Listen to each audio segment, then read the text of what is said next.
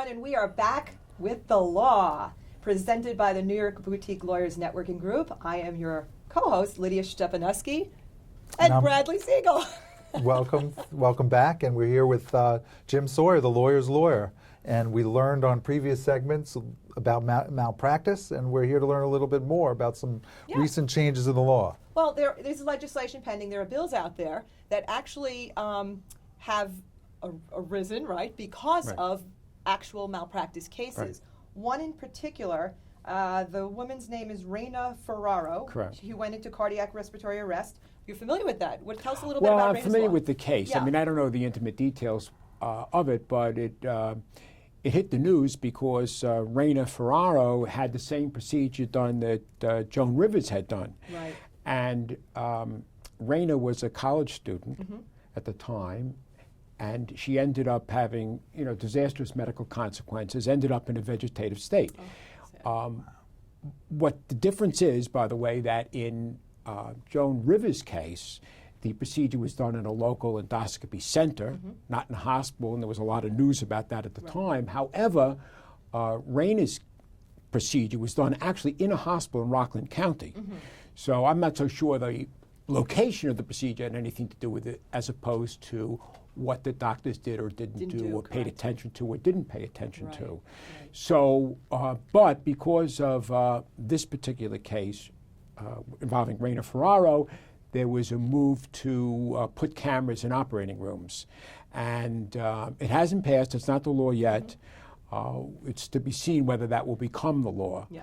What do you think of that? What do you think of having cameras while someone's actually going through a surgery? Well, many physicians, particularly in the past, for a period of time, videotape surgeries. I haven't seen much of that lately.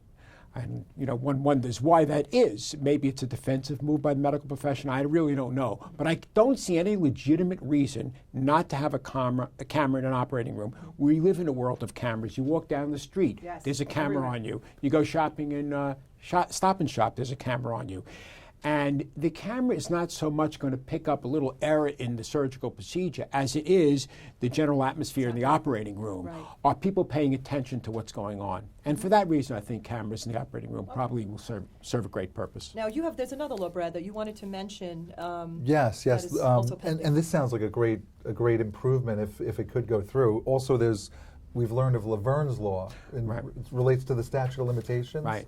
Laverne's law. For those who don't know about the statute of limitations, perhaps you could tell us. In New York State, you have 2.5 years from the commission of an act of malpractice or the last continuing treatment by the physician who allegedly committed malpractice to bring a lawsuit. The problem is that many times you don't know and have no way of knowing that malpractice was committed.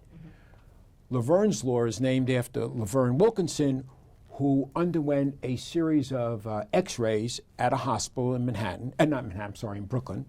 And these x-rays showed that she had cancer. And it was operable cancer. But she didn't know because nobody told her.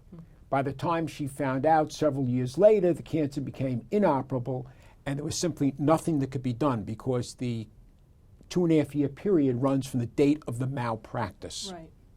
So the reason why Laverne's law is being pushed is to have that 2.5 year period run from the date of discovery of the malpractice or of facts which should reasonably lead you to believe that something was done wrong. And usually you're not going to have any way of knowing until somebody tells you there's something wrong with you. So it's very important for the viewing audience to know, and they can find this out, more information about this if they contact you? Sure. And how do they get in touch with you? Give me a call, 516-222-4567, or email me at jsawyer@sawyerlaw.com. Thank you. Thank you so much, everyone. Thanks, Jim. Well.